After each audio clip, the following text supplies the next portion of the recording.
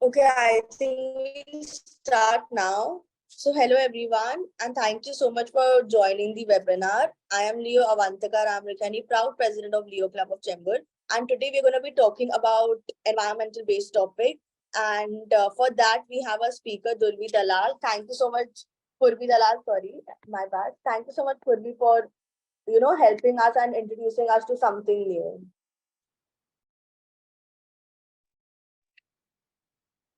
This is our first international twinning as well. So I am really excited and let's get started. Can I have Leo Soumya Mogavi to take it ahead since I am traveling and I have really bad network? Yes, Avantika. Hi guys, this is Leo Soumya Mogavir from Leo Club of Chembur. Am I audible? Yes, you are. Hi, I'm the Vice President of Leo Club of Chembur and we'll be starting with the seminar. Firstly, I'd like to introduce our keynote speaker for today, Purvi Dalal. By profession, she is an architect and industrial designer.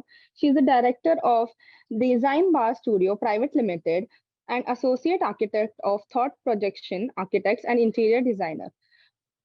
She has done her Bachelor's of Architects from Mumbai University and her Master's in Industrial Design. Professionally, she is an architect and industrial designer. She has her own consultancy firm, Thought Projections, in 1997. And during COVID, she started to do farming and she started to learn how to grow her own vegetables organically and become more independent. If any calamity strikes, ma'am is self-sufficient and is self-sufficient to grow her own vegetables. 1 minute. I'm so sorry. I'm getting a call. 1 minute. And today she is going to speak about environment and basically the importance and whatever we can do to protect it.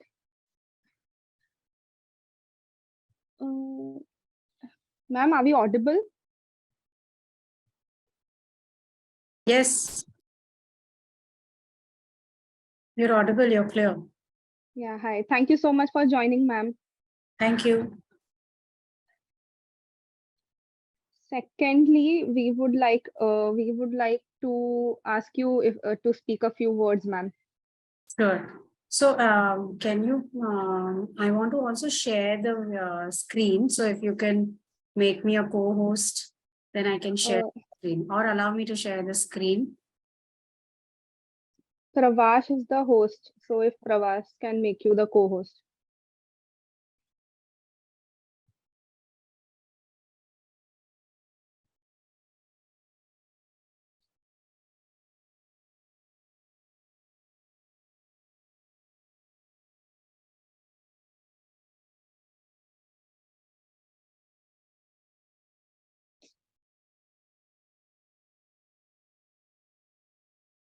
Yeah, and also if you all can spotlight me, Pravash.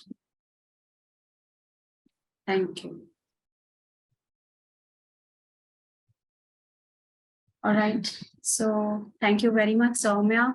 I'll introduce myself as well. I just give you a brief on what exactly I do for a living.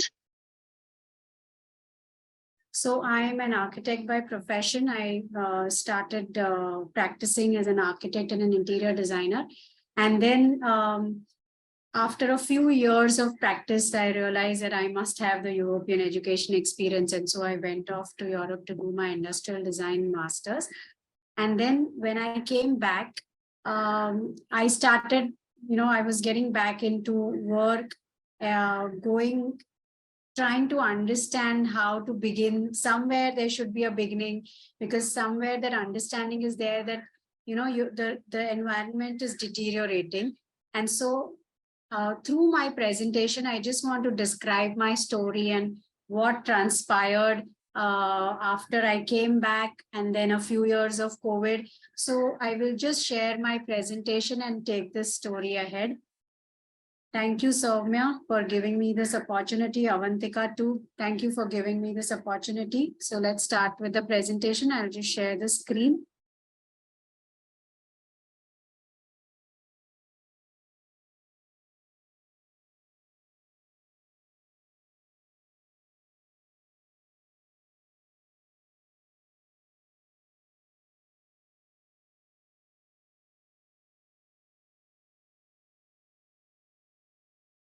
Can everyone see the screen? All right. So my topic for today is heal the environment. So let's understand first how we have ruined the environment, and then we will get into the discussion of how to heal the environment. So today in this discussion, first I'll be talking about the impact, how we have systematically taken the environment downhill. Then how did I start my journey?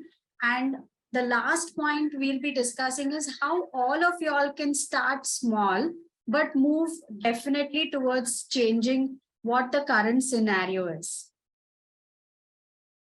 Okay, so just to understand that, all of us have spent our childhood in some ancestral homes. We have been to villages. So we see that what I most appreciated during those times, I'm talking about the 1980s. So most of the structures, I'm giving a direct reference to architecture, because there are different ways how we have ruined the environment. But because I'm an architect, let me connect best to this discussion through the structures. So if you look at the structures of the yesteryears, you will see that most of these structures were made in stone or brick or mud. All these structures had sloping roofs and mangrove tiles. You saw that naturally there was more open area around the structure, and we were naturally connected to the environment. So first of all, in those days, we used to have the architectural principles were in place, wherein the structure is designed in such a way that it will be facing the right direction, such that the temperatures are always in control. Okay, so they followed architectural principles. Next, they followed the Vastu principles. So let's understand, some of us may not have enough idea about Vastu, but Vastu is so scientific that, every direction has its own significance. So the north direction is from where the best temperature or the best light, we are taught in architecture that every structure must have ample north light. Okay, so north is the direction where you can have bigger windows.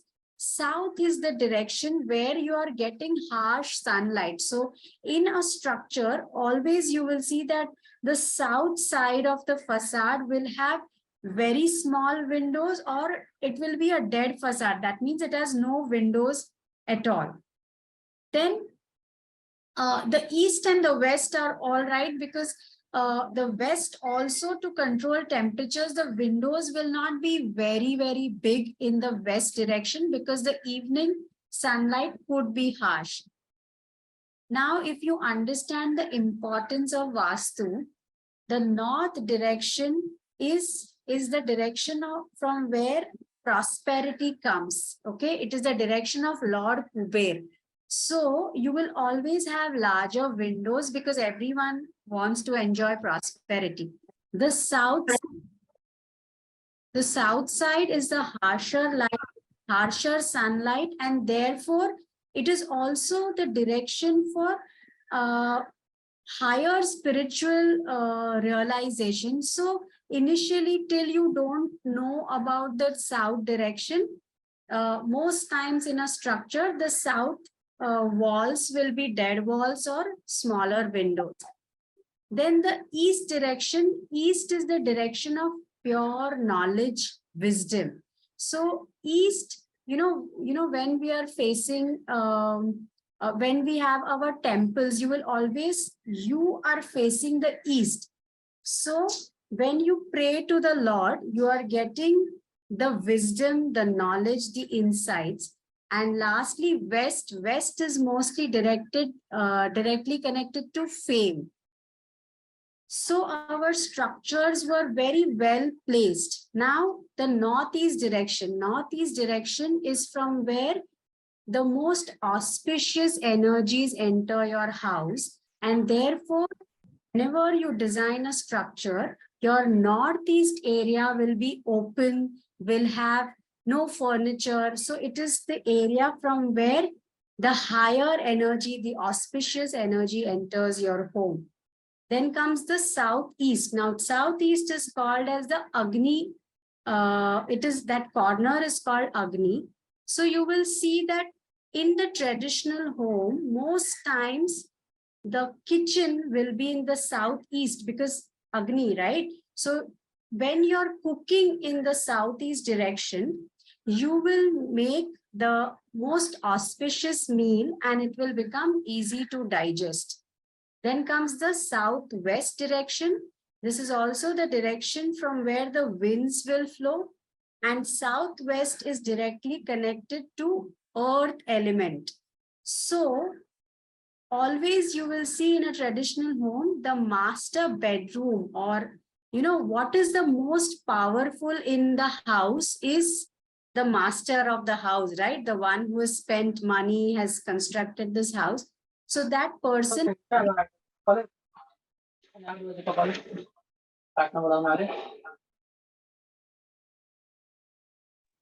Hello. Yeah. Yeah, Purima, this is Abhishek Goel, Leo Abhishek Goel. Yeah. Actually, I have one doubt. I mean, is it fine if I ask in between the lecture? What's that?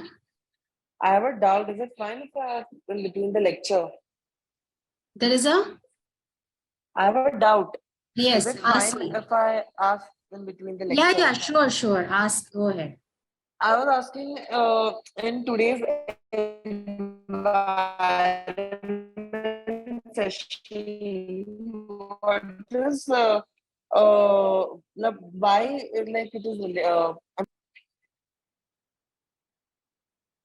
Sorry, Abhishek, I think your voice is cracking. I didn't get the question. hello. Ma'am, I'm asking what is the importance of Vastu? Yes. Is it really necessary in today's environment? Yes. I was coming to that.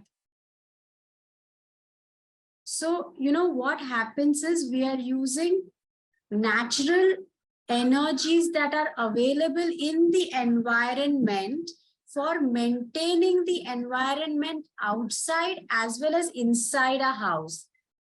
And therefore, if you're following the natural principles, then what happens is the temperatures inside the house will remain much cooler. Okay. If you look at the situation today, you can't stay without the air conditioner for too long. And especially in summers, especially in offices, we spend a lot of time in air conditioners. And what does that do? That is ruining your environment, right? So therefore, the importance of Vastu, because that helps to keep your environment at a controlled level. Is that clear, Abhishek? Yes, ma'am. Okay. Yeah. So because of the use of natural materials, we were actually connected to nature. And now, as we have moved away from these natural materials, somehow in the process of aping the West, or trying to, we have so-called modern society. And so we have ended up moving away. And therefore, we are a big cause why our environment is deteriorating today. So let's look at what are the materials which could be used to still salvage our environment. And if you look at those homes in the yesteryears, if you look at the architecture, they use laterite stone, or they use mud brick, or they use bricks, or even the Mangalore tile roofs.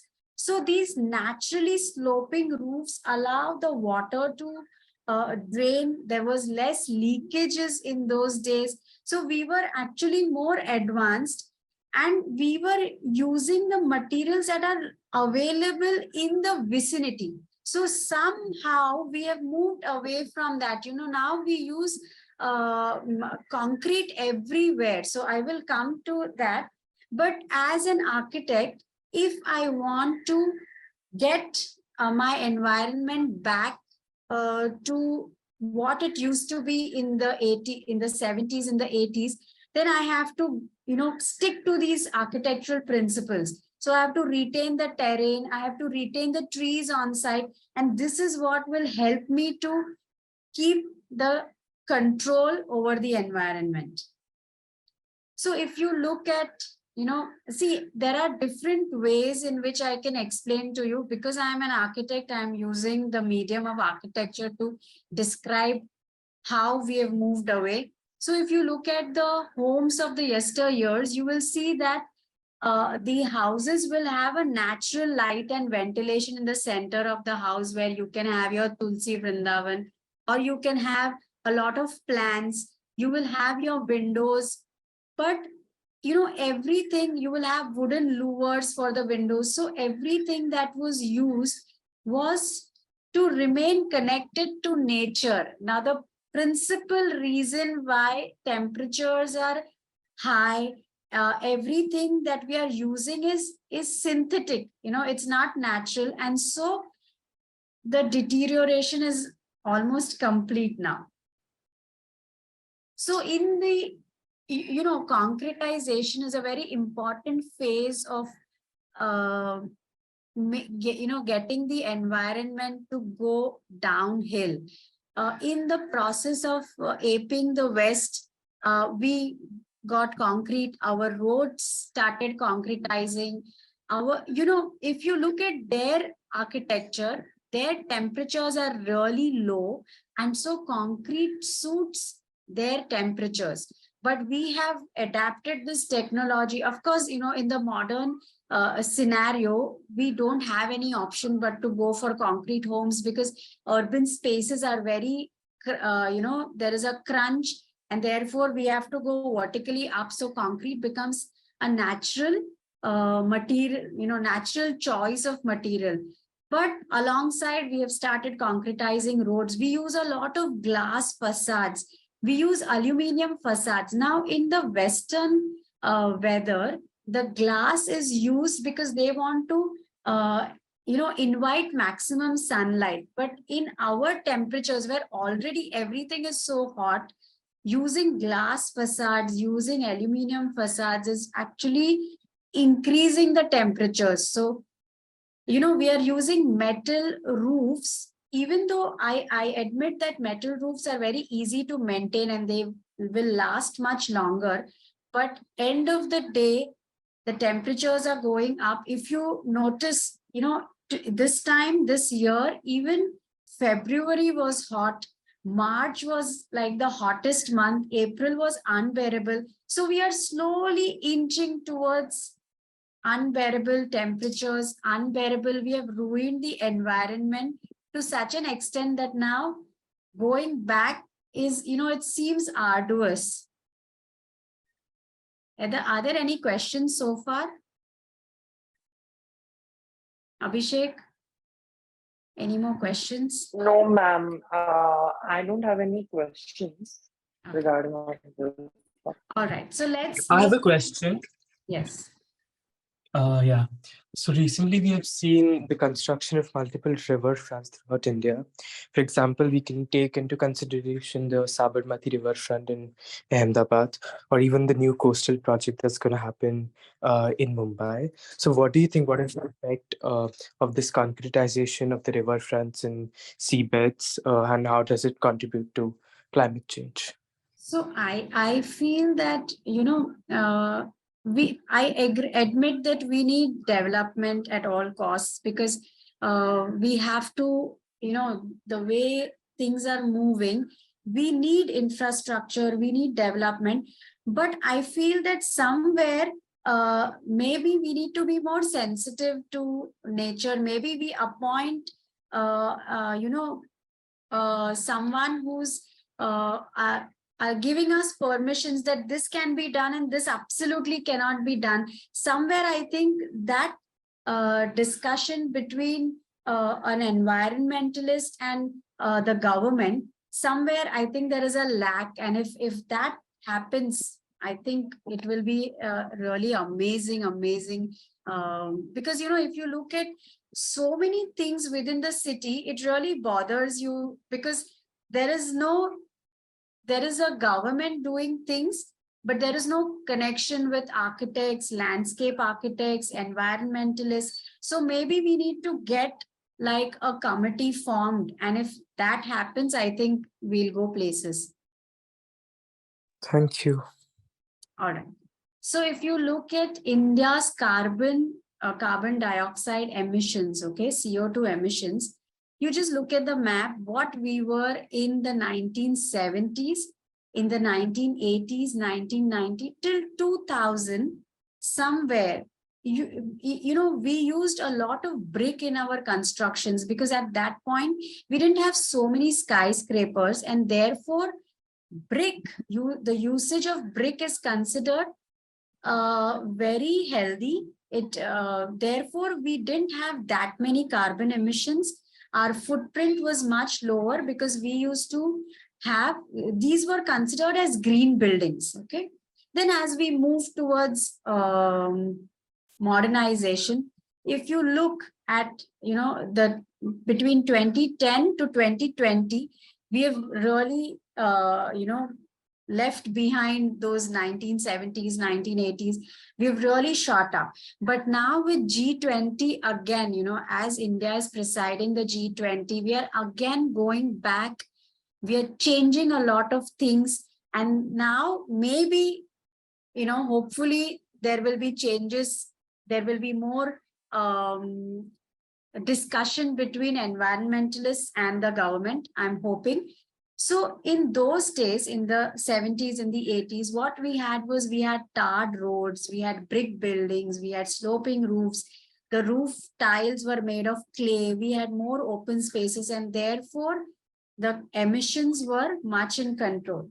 So how do I, before I got into the farming aspect, I first thought that how can I, through my profession, see, everyone will have to contribute through their own skills, through their own expertise, through their own profession.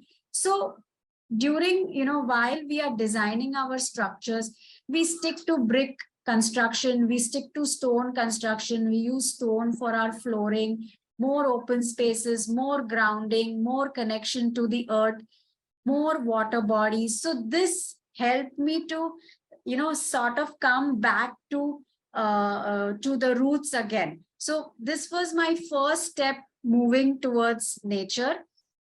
Then I realized, that during COVID, what really happened is all of us were cooped up inside our homes. And so you realize that the air quality inside a house is 2 to 5 times more polluted.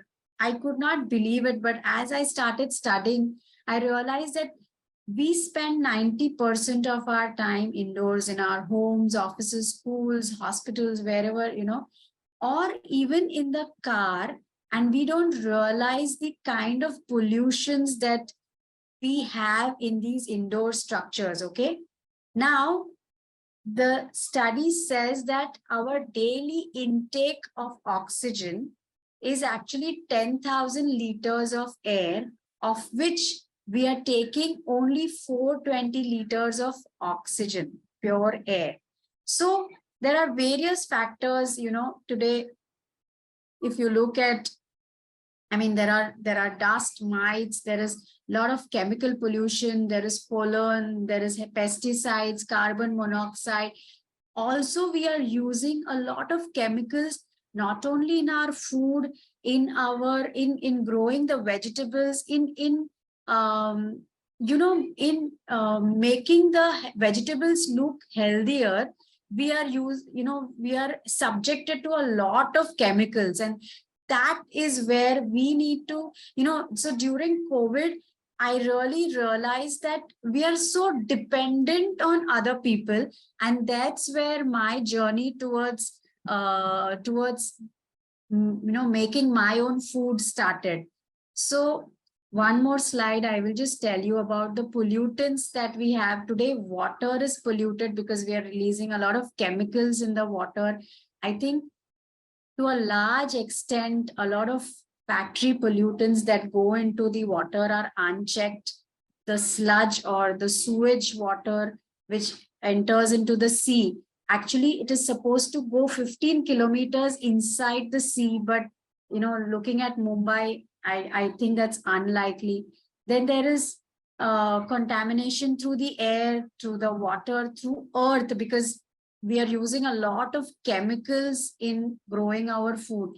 What this is ultimately doing is, if you look at most people today, most people will know at least 4 to 5 people who are suffering from cancers, who are suffering from lung diseases, and these are very, very common. Most times, because of pollution, you will see lung cancer, of course, because you're taking in that kind of air, but you will see breast cancer, you will see liver cancer, you will see pancreatic cancers. So suddenly, the food that we are consuming, which has a lot of preservatives, our pizzas, the burgers, these are stored with preservatives, and therefore this is what is deteriorating the healthy lifestyle.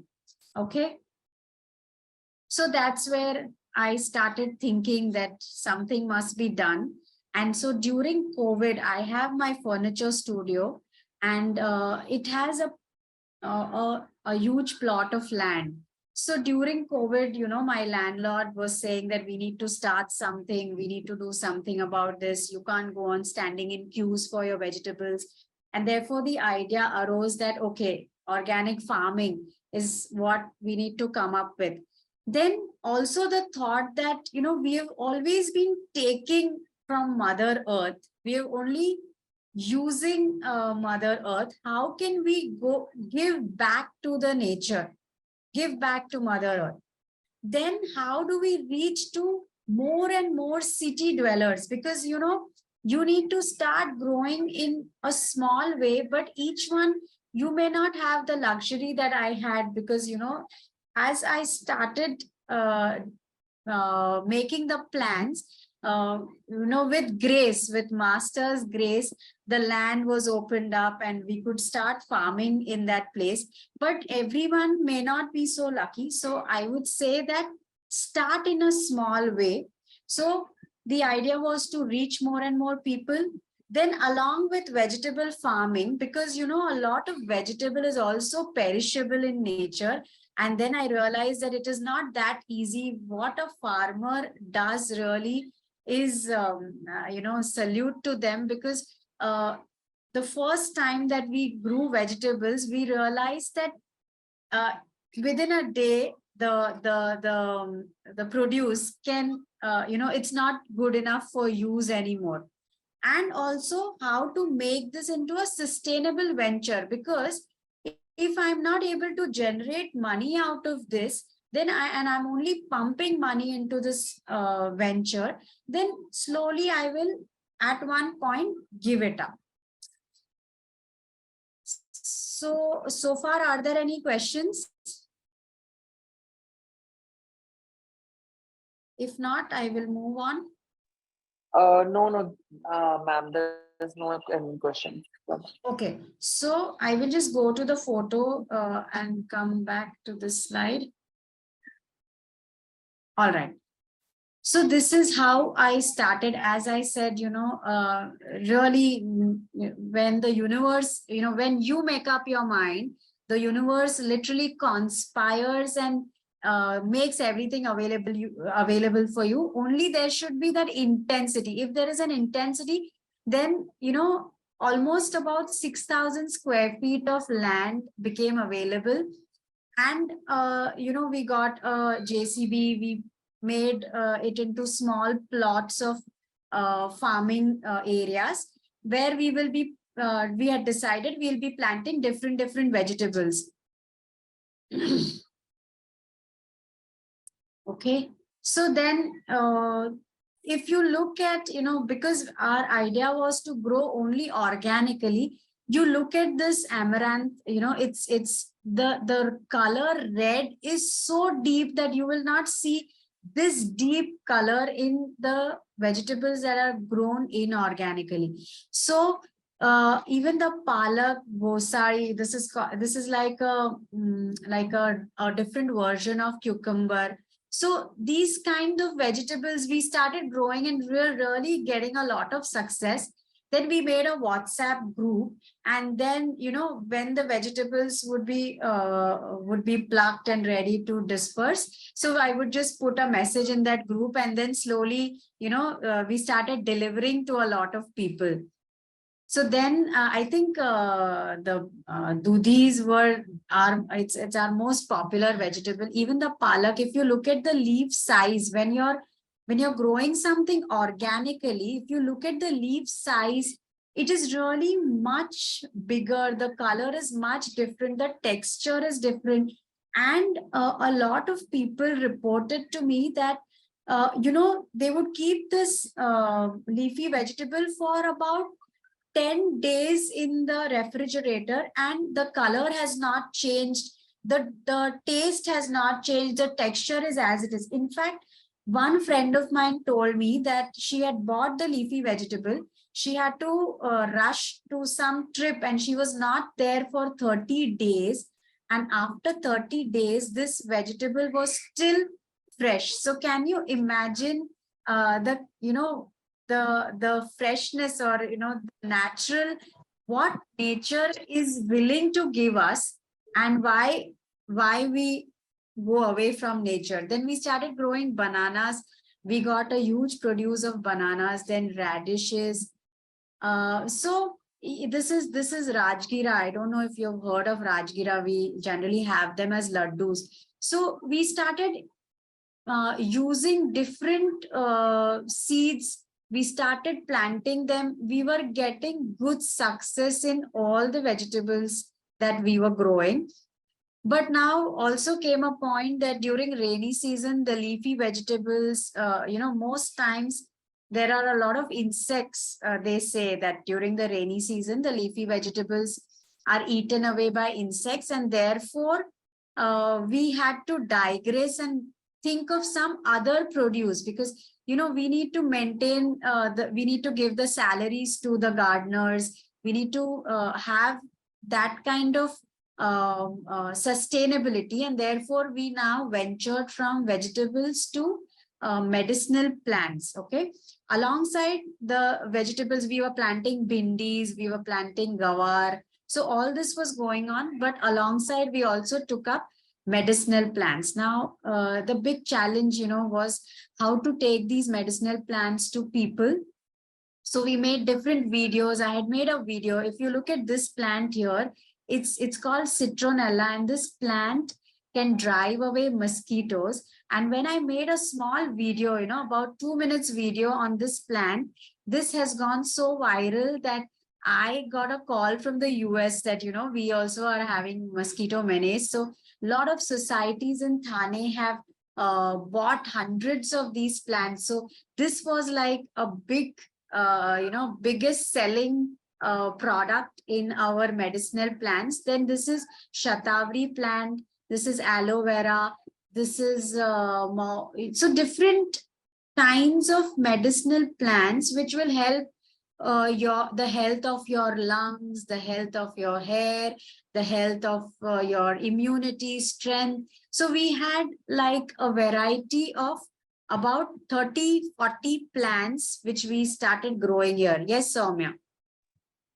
Hi, ma'am. Sorry, but your screen is stuck. We can only see the first slide.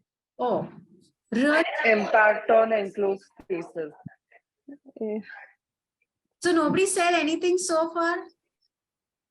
I thought I had internet issues, so I asked my club ka people. Same. They told it's the same, so that's why I told you now. Oh, So should I just go over the slides again, or? Yeah, can you show us the slides? Just the slides. just the highlights. Yeah.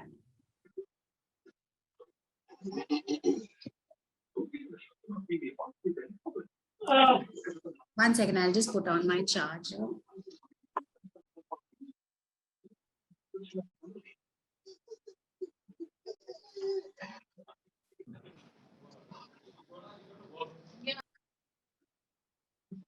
So this slide everyone had seen? Can you all see this slides now?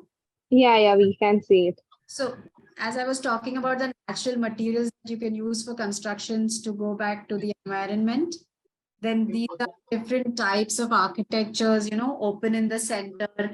This is what will help you to maintain your temperature levels. The hot air, we would have ventilators, we would have high heights for the sloping roofs. And so you're given a ventilator on the top, so the hot air automatically goes up and goes out of the house. So beautiful way to retain the temperatures. Then I was talking about how we have adapted to the Western methods of construction, which is why we are increasing the temperatures every year. Carbon emissions. So how, in the yesteryears, we had our carbon was in control. And then slowly, as we adapted to the Western methods of construction, we started adding to our footprint.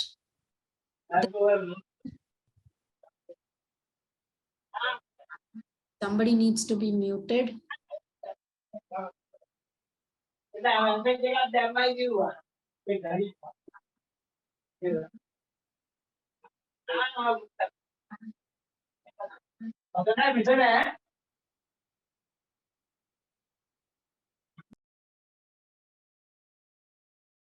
Okay.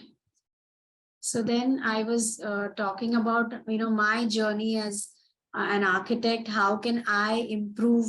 Because whatever is my profession, even through my profession, can I help to make the environment a better place? Then I was talking about the pollutants that are also indoors, and we spend 90% of our time indoors. And so how do we, we need to work on this aspect as well, because we see a lot of asthmatics, a lot of lung patients, which are, because of the dust outside, because of the mites indoors, in our cars, in our workplaces, where we spend a lot of time. Then the different pollutants in our surroundings, how factories, contamination through the sewage, sludge is, ruining our health. Then this is where I started my journey. My house, I had, prepared a planter. I started in a small way, and then I moved on to this my furniture workshop, which had a plot of land. So, bringing mud, bringing natural, Shane khat, or natural ways, or natural nutrition for the plants, Gaumutra. So all these things we used in a big way, no chemicals at all. Then we moved on to different kinds of vegetables.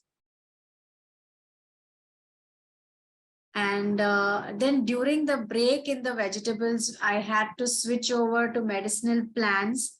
And this is actually, I have a nursery today as well. So, we are developing small saplings, and at a very nominal cost. This is going to a lot of places. I'm trying to now step out of taking these plants also out of Mumbai. And so this was one of our projects, So as I said, that I started in a small way. I started farming in a small piece of land, but then that luxury may not be available to many. So we started, we had a small 100 square feet of shed where we started preparing saplings for the medicinal plants.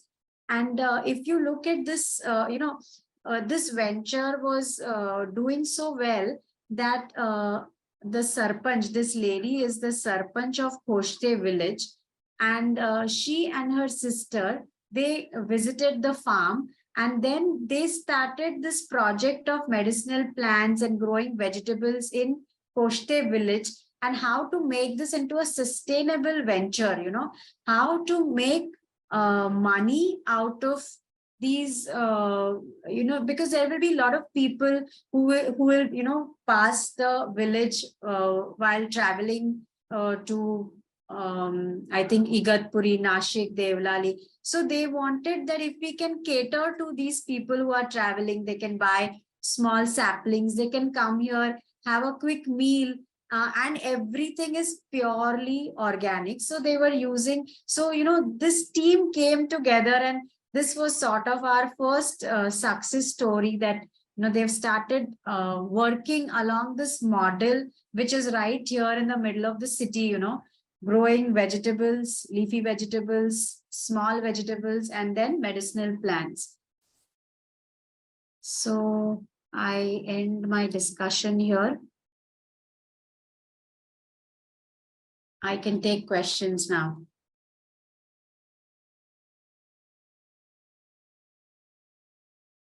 Does anyone have any questions? Ma'am, Soumya here. Yeah. Ma'am, I would like to ask, how can we do something like this? Like, we are an NGO, so how can we do something like this on a smaller scale, or, at least start with something which could benefit the environment? So, my thing is, if you're a group of 10 people, I'm sure every person can spare about 10 to 20 square feet in your house itself. Okay. Then you identify certain plants, or, you can have your own, like at my place, I used to grow my own palak. Then I used to grow my pudina, it is still there. So, certain things like Italian basil, pudina, in small ways first, you must start in your house itself and understand how to grow your plants. Okay. So you have to, you have to get certain plants will grow through seeds, certain plants will grow through saplings, certain plants need to be kept in water, allow the roots to grow. So you have to first get used to the different kinds of plants. Once you get the hang of this, you can, each of you, if you all can spare about 10 to 20 square feet, each one can prepare about 50 small plants. And, it's like if you make a WhatsApp group, it's like a, like a WhatsApp business store. All you have to do is make small videos of your plants, that this plant, this is what it is good for. We can have more discussions on this, but if you can make small videos and you take this to, through YouTube, through WhatsApp, if you can reach out to people, the minute there is, an order, people are willing to take the plant, you can weed fast the plant to them. So it's such a simple model. You have to just identify what is it, who is your target audience. For example, if you want to take care of the mosquito menace, then you can grow these plants, these citronella plants, and you can, get a lot of orders from your society itself, because this is a menace in every home, So you have to identify what exactly is who is your target audience, whom is it that you want to reach out to? Because if you don't have your business model in place, then most likely the activity will start with enthusiasm, but somewhere it will fizzle out. Have I answered? Yeah, ma'am, thank you so much. Also, I would like to ask, on a personal note, we do have a space, and we most of us plant we plant a flower wala sapling or something like that. Which is the plants जैसे which you तुलसी हो गया. recommend? Which is something which of the plants is something which you recommend us to So, grow? I met one one person who actually, so first when I started, I understood that flowering plants are great, but we need some more depth. That plant has to do more than just look pretty. So my masters, this is my master Guruji Prem Nirmal and his wife Guruma Bharti Nirmal. So they are my life coaches or my mentors, and they actually taught me that if I'm making fruit growing trees, so when I had about 5 to 6,000 square feet, a certain amount of land was dedicated only for fruits. Certain amount of land was dedicated for leafy vegetables. Certain for vegetables like bindi, dudi, etc. Bitter gourd. So we had they put that whole layout in plan, and that's when I started working. So it is very important that flowering plants are great, but if you want to reach out to an audience, if you want to reach out to more people, then you should be able to solve the problem. So understand what is the problem and then get into what you want to do. Okay, ma'am. Thank you so much. And if you want, if there is, I don't know where this place is, but if you need any help, then we can actually chalk out a program. We can also call Guruma who can guide us what exactly. So if you're ambitious and you want to put this in place, then I can really help. We don't have a place actually, but then if in future, in any time in future, if we Sure. have a place, we'll contact In you. fact, currently what is the situation is that a lot of areas in RA are opening up, and someone even approached me that, if I was interested, but I said it was too much of a distance for me and there was nothing I could monitor between Thane and Goregaon. But so a lot of areas in RA are opening up. So if you have some contacts, maybe you can find more. What, ma'am? RA colony. Yeah.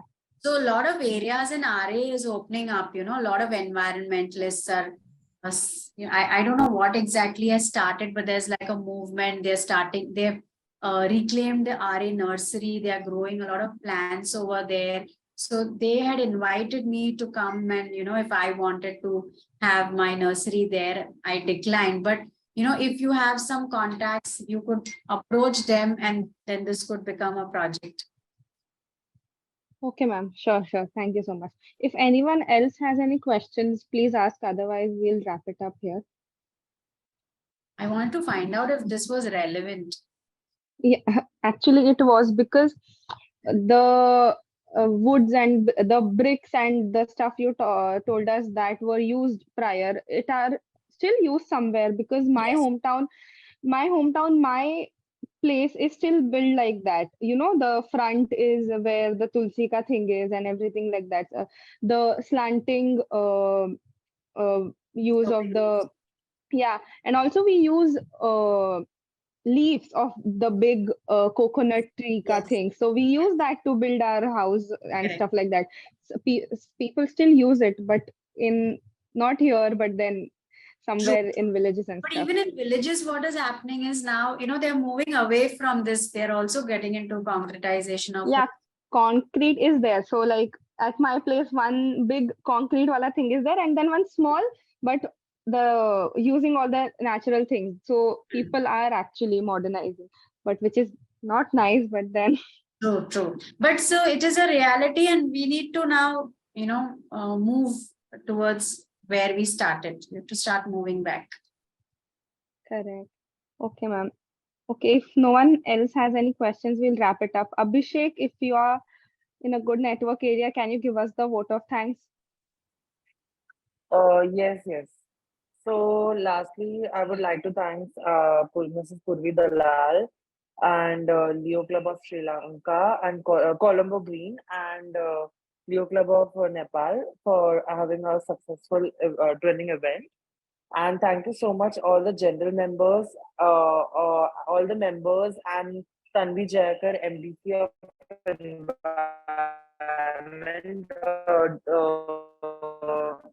MDC of Environment for joining this.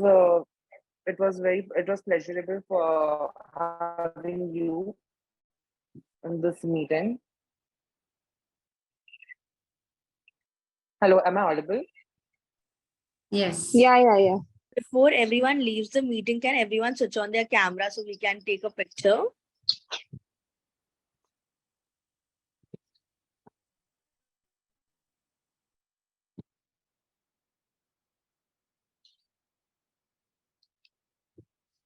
Okay, smile. Arey, wait.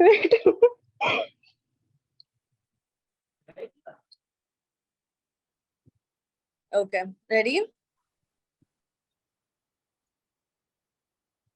I've taken a screenshot. Thank you so much for joining in, everyone. Means a lot. Thank you so much, Purvi Dalal. It was really great having you. Thank you.